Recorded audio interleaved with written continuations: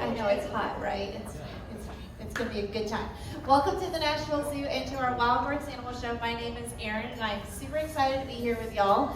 And as you made your way around the zoo, you might have noticed we have quite a few signs mentioning wild birds.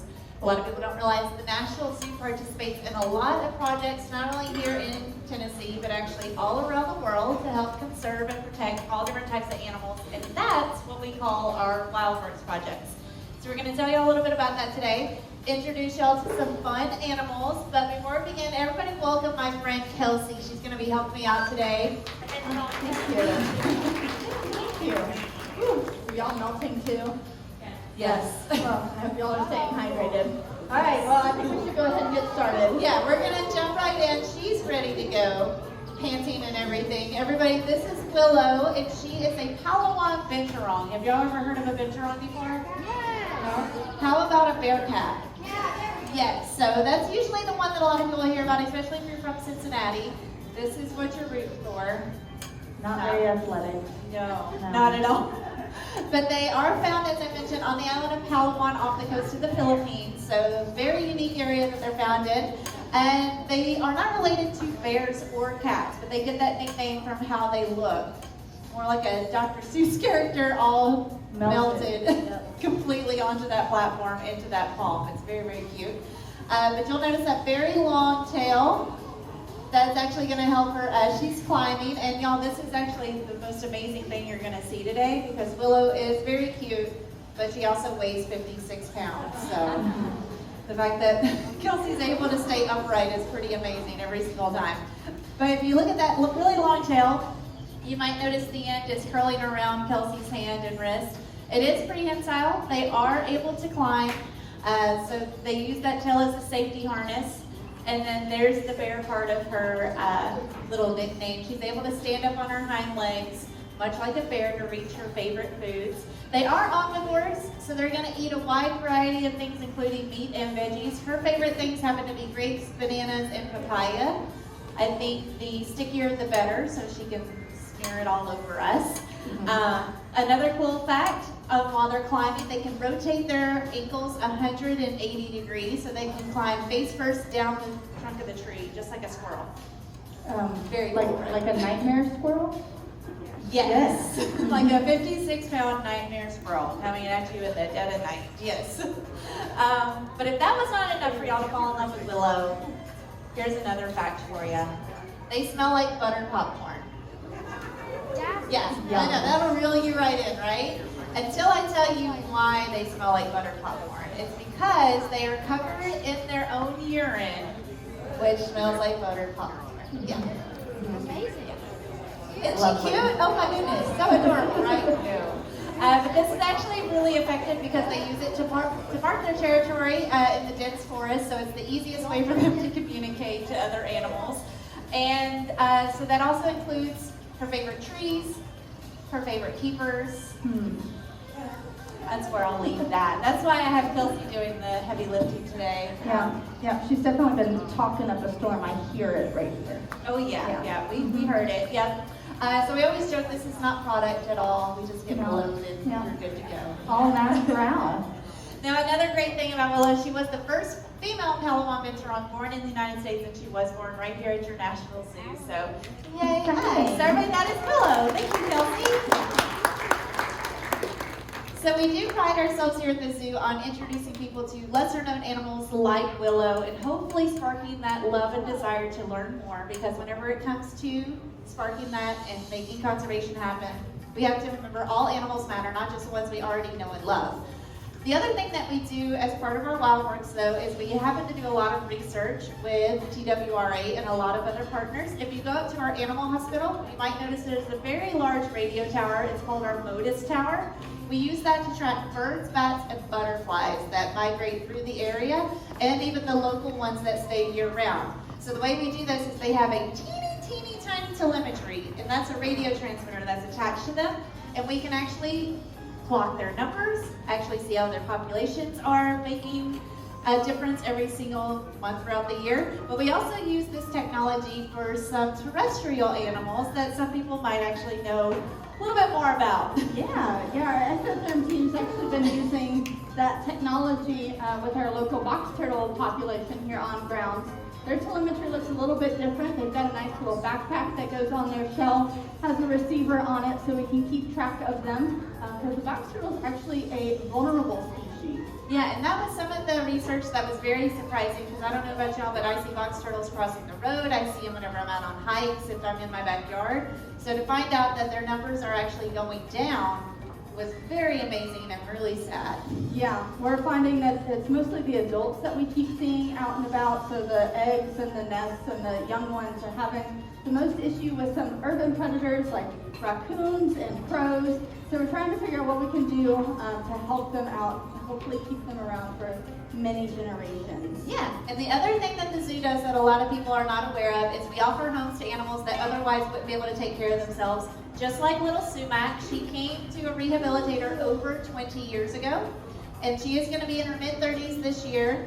But believe it or not, she is a spring turtle because they can live to be 80 or even 100 years.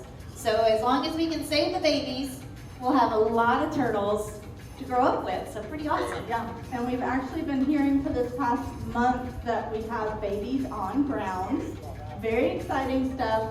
We've got some adults that are coming back through that already have backpack and new ones too. So amazing research.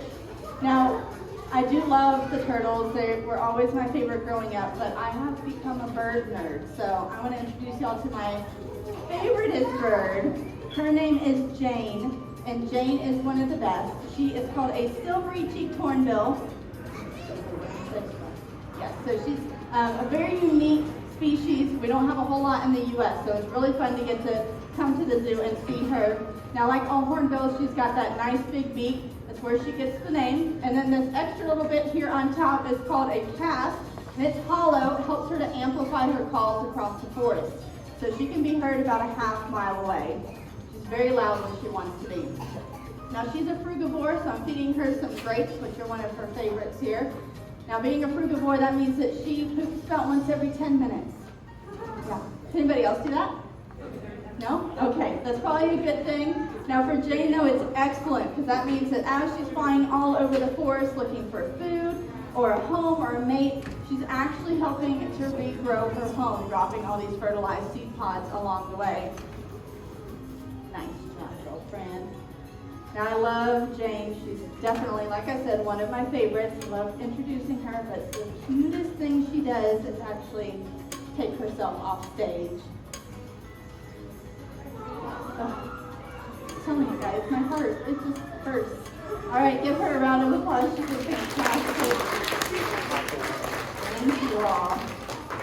All right, now Jane is 23. She's been doing this for a little while, so she is a pro. But we have a rookie that's going to be joining us this season.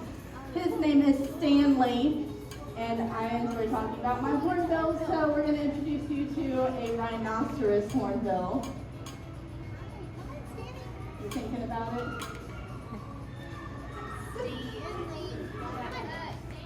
Yeah. So have y'all seen the rhinoceros hornbills on exhibit?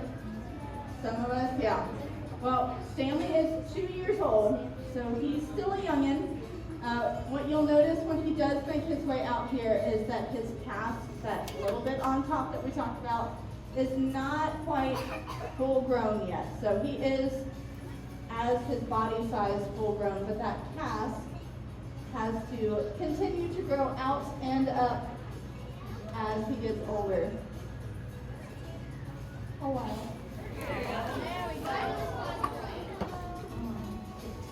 Yep, he's a good looking boy. Like I said, 2 years old, still working on things. Now, these birds are pretty amazing. So that cast, like I said, is going to continue to grow as he ages. So it's going to grow out and up. He's got plenty. It's okay. He can go without one little piece, I promise. He'll be good. He maybe doesn't think he can. But that cast growing out and up is going to give them the name the rhinoceros hornbill. Kind of looks like a rhinoceros horn. Kind of fun. Now they are cavity nesters, so out in the wild they're going to find a nice big tree that has a hollow in it. They're going to make that a little bit bigger. Mom will go in there, close herself in, have babies, stay in there for about 3 months, and then break out once the babies are ready to fledge. So Stanley here was born at the zoo, and we don't have those big trees that they like. However, for our successful breeding program, we use whiskey barrels. Nice job. Oh, that breeze is nice. I like that. So we use whiskey barrels here on Zoo grounds. Don't worry, they're empty and nothing has gone to waste. We don't waste at the zoo. Thank you. Yep. So Stanley was definitely one of our successes and has been with us since he fled. So he is been a fun one. Loves all the attention from his favorite keepers. He's pretty amazing like that. Now out in the wild, they're not doing quite as well as they are here. Oh, another breeze. Thank you so much for that. I'll take whatever I can get. But you all are helping them out just by coming to the zoo. All of your ticket proceeds are going right back into our Wild Works program, and so you're helping this species and the people that live in that area just by showing up. So thank you all so much for that. What a good boy. Y'all can give him a round of applause. He's great. Thank you. It's been fun watching him grow and work on coming out and doing shows. All right. Everybody doing okay? Good so far? All right. Good, because I'm going to introduce you to one of my other favorites, the Madagascar hissing cockroach. I know, excited, right? Everybody's super excited. I love it. Okay, no, I totally understand. Most people are not bug fans, especially when I say cockroach. I totally understand. But first of all, you might recognize these guys if you watch anything like Indiana Jones, Fear Factor. They're very, very popular on the big screen because they don't actually bite, sting, or fly. They're just a nice looking big bug. Oh, hi, you snuck up on me. Got it? Okay. Erin's gonna get y'all a nice up close and personal look at one. So, why you should respect this, because I do believe that you should respect the cockroach just a little bit. I don't ask that you love the bugs, but a little respect goes a long way. So why you should is because they are decomposers. So 70% of the 2,300 species are not going to be found in your homes. They're actually going to be out in the soil, breaking down all the organic material, making sure it's nice and healthy so that really awesome, good things can grow. So how many of you like chocolate? I love chocolate, one of my faves. How about medicines? Y'all like to stay nice and healthy? Yes, I do as well. Adult parents especially. How many of you cannot go a day without your coffee? An hour, right? That's pretty much where I'm at. It is about that time, yes. Well, if you like your chocolate and your coffee, you have decomposers like cockroaches to thank for that. So I'm going to leave that there, let that simmer. That is my public service announcement. I can tell y'all are all overjoyed about that part of the show, right? You're okay, like, y'all survived. You did great. I'm proud. Okay, we're going to go from Kelsey's favorite to my favorite. We're going to go down under to meet my friend Adelaide. She's going to be joining us from the back of the amphitheater. She tends to surprise everybody, so no telling which direction she's going to come through. Come on down here, Adelaide. Surprise, yes. Now she is going to be making her way around the amphitheater, so just remain seated and keep your hands down, because she always picks and chooses. No way of knowing. Now, laughing kookaburras like Adelaide are found in Australia. They are in the kingfisher family. They're the largest members. Now, kingfishers that we have here in the United States are actually more water dwellers, so they like to hang out on waterways and eat things like fish and reptiles. But laughing kookaburras like Adelaide love terrestrial animals like mice, lizards, and snakes. So as you look at that beak, a lot of people think she's going to be something that stabs their food. She's actually going to use the side of her beaks a little more for her prey, and she's going to take, let's say, a snake. She's going to feed it on a rod or branch repeatedly until the bones are completely pulverized, and then she swallows it whole like a little noodle. Yeah, I know, it just keeps going and going and going, right? Getting worse and worse. But with that beak, they are very, very accurate. They've been known to steal food from each other on the fly. So we're going to demonstrate her accuracy. I've got teeny tiny mealworms. I'm going to do a couple of passes. I didn't even think she got that. I don't think she did. So we're gonna do another one. I didn't even feel it. Usually she runs into my finger and takes the mealworm in half. Come on, Allie, you wanna do another one? Nice. Okay. Now we're gonna have Kelsey come out and hold the mealworm in her mouth so we can see how accurate. No, we won't do that. Kelsey will never let me do that. I don't know why she doesn't want to do it. Okay, I'd like one last time, girl. Nicely done. Now, if we're lucky, you might actually hear her call or see her sun. It's kind of cute whenever she suns, and that means that she's going to expose as much of her feathers as possible to that sun. It looks like she's like, I've got other plans, I need to go home. So that is the one other thing that she is trained to do, is take herself home. So as soon as she sees her other trainer in the back, she's pretty much like, thank you, very good day. Everybody, that is Adelaide, our laughing kookaburra. She's on point today. Everybody's always really worried about, are we ever going to lose Adelaide? Do we need to use telemetry for her? She is actually one of our bulldogs of our departments. She likes to chase other animals, including swans, peacocks, and hawks. So we never have to worry about her, just if she's in a mood that day to go and chase things. But here at the zoo, we also love our cats. Do we have any cat fans out here? Yeah? No? Have y'all been over to the bamboo trail to see our clouded leopards yet? Yes? Okay, we do not have a clouded leopard in our show, but we do have an animal that a lot of people do not know. It's a smaller species of cat that's found in Africa. It's called a caracal. Have you ever heard of a caracal before?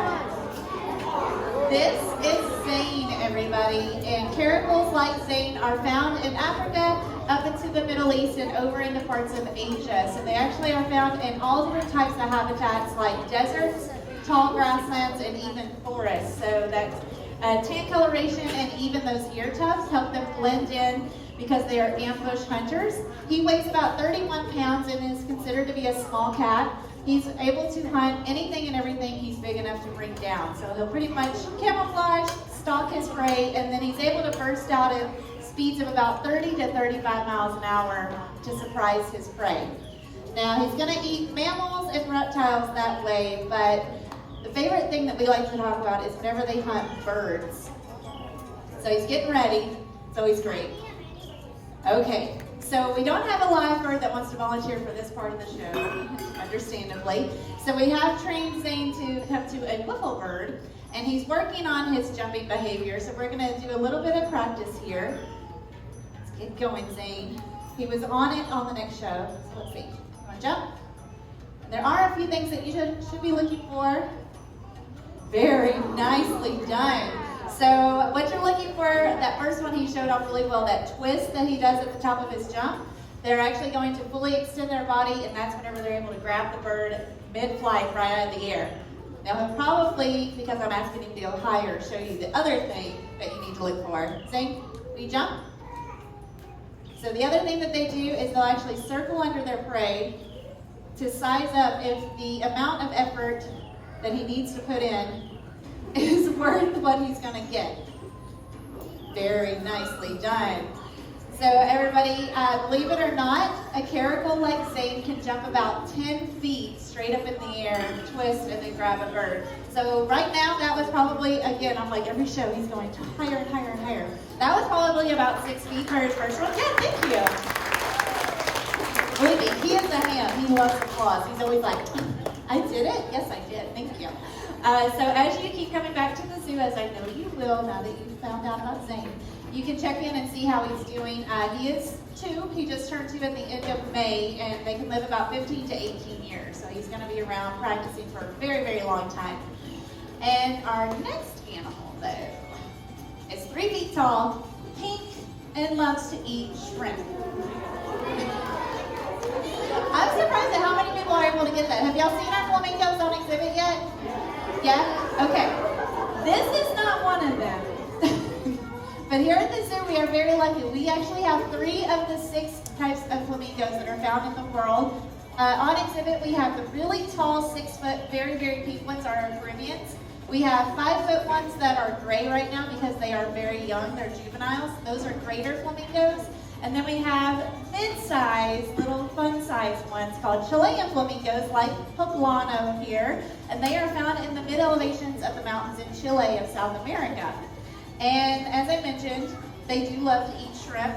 All flamingos are pink, but it does depend on the species on what color pink. So there's a wide variety of pink out there, but they all do get their color from the foods they like to eat. Not only shrimp, but also krill, which is a very, very small type of shrimp, and also algae and plankton that they filter all from the water. Now, he is actually going to be 3 in September. He was hatched here at the zoo, so if you look closely at his head, you'll notice he does still have a little bit of gray there. It does take a flamingo about 3 years to get fully mature. So the 5 gray ones that I mentioned on exhibit, they're about 2 years old. So they still have another year of growing. So now that you know that, keep coming back and checking in on them and seeing them change. It's pretty fun. Now, we not only love sharing poblano and all of our animals with y'all, but something we love even more is the fact that you want to come and hang out with us every day, because we could not do what we do without your constant support. As Kelsey said earlier, every ticket that we sell goes right back into the conservation efforts that we do here on grounds and all around the world. So give yourselves a huge round of applause, because we love you and appreciate you for that. Now at this time we are going to hang out down here with poblano. You're more than welcome to come down and see him up close. We do ask that you stay behind the ropes for us. Otherwise, y'all have a great rest of the day, and thank y'all for hanging out. Bye everybody.